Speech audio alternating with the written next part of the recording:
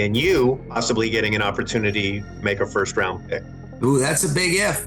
Ladies and gentlemen, the Los Angeles Rams are making huge moves right now. There are 3 blockbuster trades they could potentially do, as their head coach Sean McVay has already signaled that he's willing to move on from their first-round pick, a first-round pick they have not had in over half a decade. The backup quarterback position is a big problem for the Los Angeles Rams, especially due to Matthew Stafford's injury history. Sean McVay was just asked about Stetson Bennett, the former 4th-round pick and national champion Georgia Bulldog quarterback who did not play at all during the regular season last year and was not even on the roster due to some very odd reasons. McVay on February 22nd, when asked about Stetson Bennett, says that he has to connect with the quarterback at the appropriate time and they got to figure out what's best for him, best for the football team. It seems like this 4th-round pick is gonna be a wash based on what happened last year and the fact that McVay does not seem optimistic about the future. In January of 2023, before the NFL draft, obviously, Stetson Bennett was busted for public intoxication. This is something that happened in Dallas, Texas. Around 6 o'clock in the morning, he was knocking on random people's doors, and he was upset about this, thought everything was over because of this. You had body cam footage of this incident released in April, right before the NFL draft. Stetson Bennett looked like he was very messed up in this situation. Damn, man, I can't move my fucking wrist. This is tough, bro. This is way too tight, bro. You're just gonna have to. Damn. I double checked the cuffs, all right? He was so messed up, he even asked the cops for a shot. Are y'all gonna give me a shot to fucking answer this shit or what? But ultimately, nobody was physically harmed at all during the Stetson Bennett incident. It was just public intoxication, no DUI, but a little concerning that he was knocking on random people's doors at 6 in the morning. In preseason, Stetson Bennett looked great, and it felt like the Rams had their backup quarterback in case anything happened to Matthew Stafford. However, at the start of the regular season, Stetson Bennett would be placed on the NFI list. This took him off the active roster, and nobody really knew the exact reason as to why this was happening. Sean McVay said out of respect for him and his situation, he's going to leave all the specifics and the particulars in-house. But one notable thing that Sean McVay did say about Stetson Bennett when he was going to be on the NFI list is that this is an issue that is bigger than football. So it seemed like there were some personal reasons as to why Stetson Bennett was not going to be on the Rams NFL roster in 2023. With the injury to Matthew Stafford in the middle of the season causing him to miss a game in week 9 and have the Rams rely on Brett Rypien, the Rams elected to sign Carson Wentz, former Eagles 1st-round pick, as their backup quarterback. Carson Wentz running, this one's into the end zone.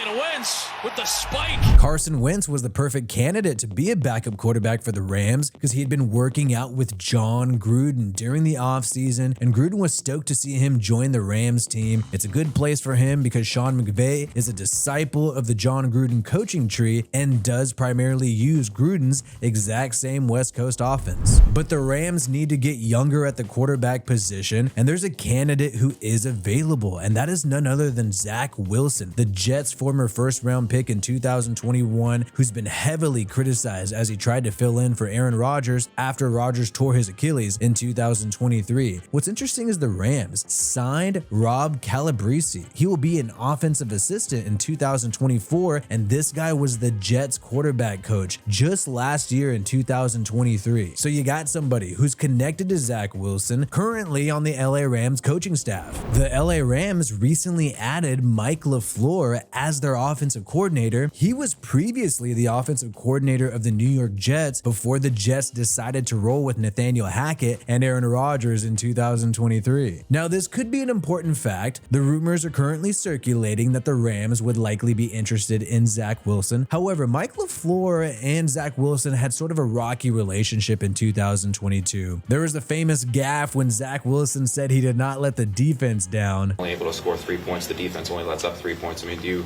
you feel like you let the defense down at all? No.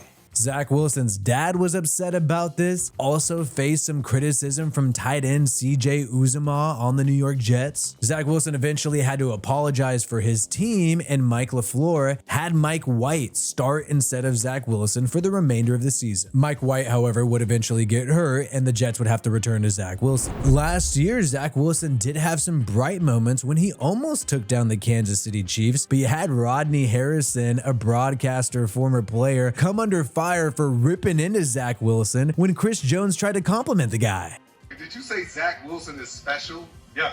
I think he had a special night, but I don't think he's special. He's not special. I'm just saying, Chris. Hey, listen. I'm just saying. I'm watching that tape, man. You got to look at this dude and say, oh, he is garbage. Like, we should really tear him apart. You had other players criticize Rodney Harrison for being this cruel in his evaluation of Zach Wilson. You have Cowboys edge defender Micah Parsons coming to his defense. Zach is a human being. Zach is a human. We don't use platform to degrade other players. That's just not what we do. So perhaps the scenery of the New York Jets was just too negative for Zach Wilson, and maybe Sean McVay could be the guy, be the offensive guru to resurrect this man's career. The Los Angeles Rams completely shocked people going into this year, especially on the defensive side of the football. They had lost Jalen Ramsey going into the 2023 season by trading him away to the Miami Dolphins for a third-round pick. Cooper Kupp suffered some injuries, and many people thought the LA Rams would go downhill, but ultimately they had the emergence of Puka Nacua, an amazing rookie wide receiver who went out there and broke freaking records for the LA Rams and the entire NFL. And this all culminated into the Rams shockingly making the playoffs, making the wild card for the 2023 season. But we all knew that there was no way the NFL, call me a conspiracy theorist, call me crazy,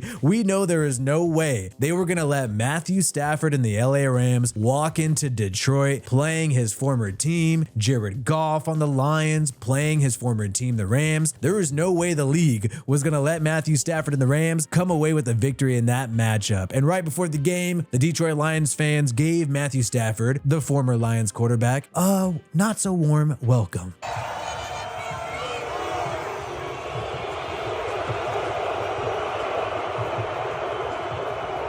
Now, this was a really competitive matchup. It ultimately came down to just 1 point, and the Rams were knocked out of the playoffs. But this is a team that won the Super Bowl in the 2021 season, had a down year in 2022 due to injuries with Matthew Stafford and Cooper Kupp. And this is a team that a lot of people counted out, and now they're in a perfect position right now where I believe they can seriously compete in the NFC West with the San Francisco 49ers. In addition to Puka Nacua at wide receiver, you also had DeMarcus Robinson making some plays, the former Chiefs wide receiver, and the guy has now been signed to a one-year contract with the Rams worth $5 million.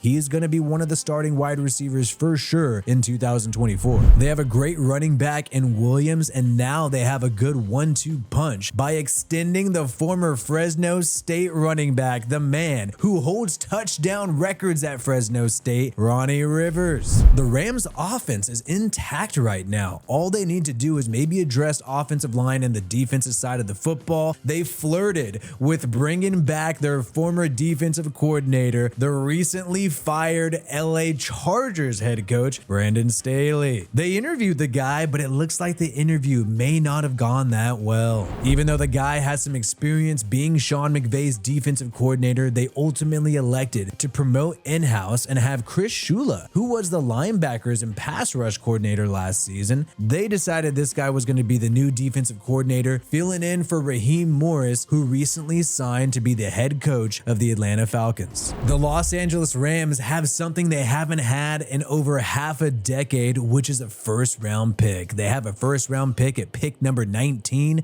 Sean McVay, however, is not going to the combine. Looks like he's not interested in appearing there. You would think they would consider this since they have not had to make a first-round selection since 2016 when they traded up to grab grab Jared Goff as their franchise quarterback. The head coach Sean McVay is already joking around about not keeping his first round pick. Maybe they'll trade it away like they do every single year. And it would not be shocking for them to do this because there is a certain player available who they've already tried to trade for just a few years ago. In the 2022 season, the LA Rams hit up the Carolina Panthers trying to trade for pass rusher Brian Burns. They offered 2 first-round picks and they also offered a second-round pick. They really value this guy as he is one of the top pass rushers in the entire NFL. But the Carolina Panthers looked at the 2 first-round picks and a second and said, no, we're going to turn that down. However, the Panthers right now are at an impasse with Brian Burns in a contract negotiation. Burns is in his final year. It looks like the Panthers may have to franchise tag this guy. He wants $30 million a year. The Panthers are only willing to go as high of $27 million a year. So now would be the time, since they turned it down in 2022, for the Panthers to accept a trade for the LA Rams, giving Aaron Donald and Byron Young another teammate to pass rush with. If the Panthers choose to hold on to Brian Burns, since they seem like they value the guy a lot, the Rams could still get some defensive help, which they desperately need, and pursue somebody like Khalil Mack, who had a great year last year for the LA Chargers, and he is now a cut candidate. Oddly enough, as they seem to be retooling things with Jim Harbaugh, Mack would save $23 million if traded or released by the LA Chargers. He could stay in the same city and be traded to the Rams, or the Rams could just wait until they're forced to cut this guy. If you're still watching at this point, I really appreciate it. Make sure you subscribe to my channel Wi-Fi Willie for more NFL content from me. Peace out, and I hope you have a good one.